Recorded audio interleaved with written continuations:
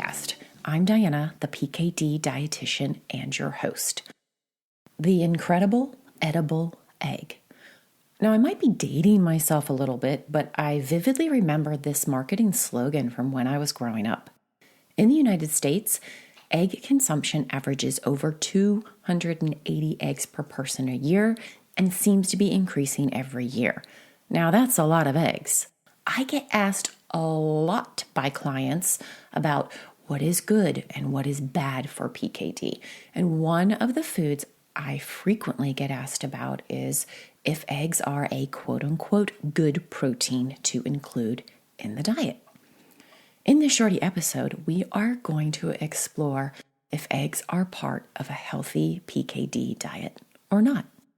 Let's look at the nutritional content of eggs.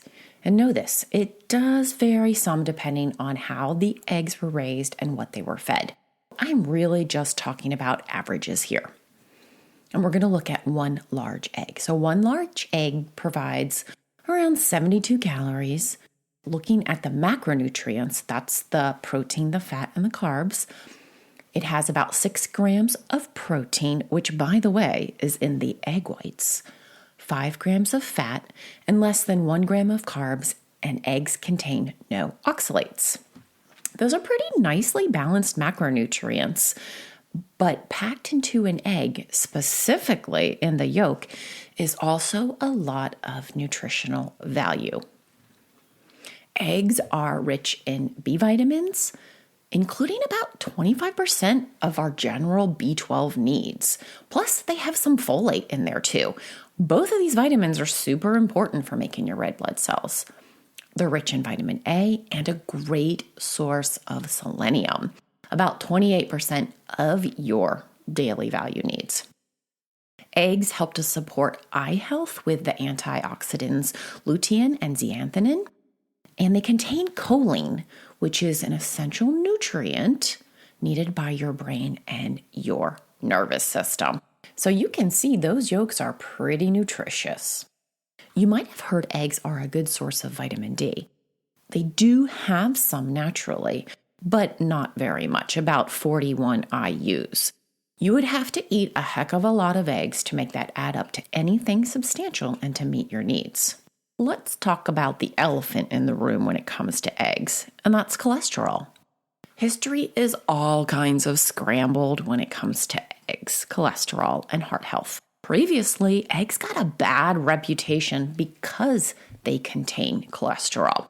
So how much do they actually contain? One large egg contains about 186 milligrams of cholesterol, and it's all in the yolk. Now, what we know, because it is strongly supported and shown by research, is that cholesterol we get from the diet is weakly associated, if at all, with the cholesterol levels in our blood.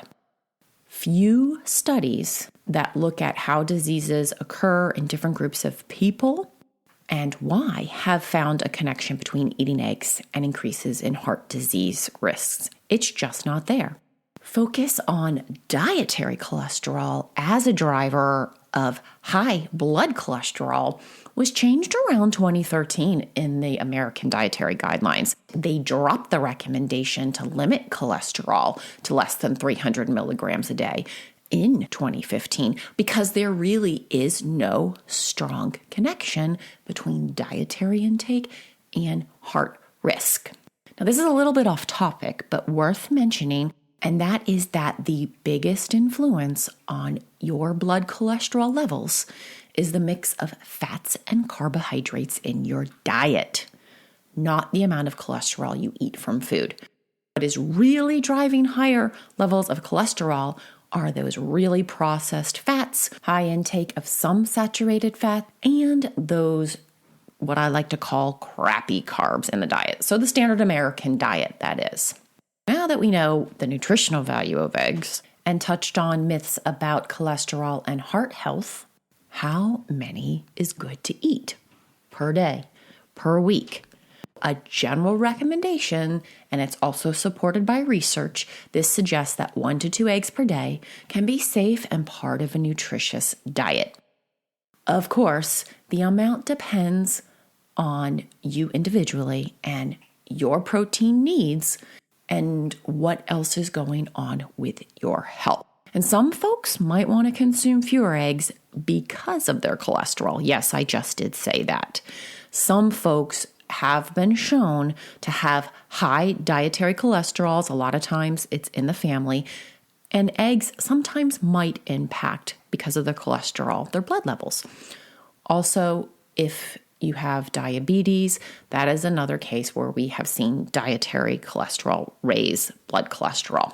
If either of these are you have a history of high cholesterols, or you have diabetes, do check with your doctor or your dietitian about what a good recommendation for your egg consumption is.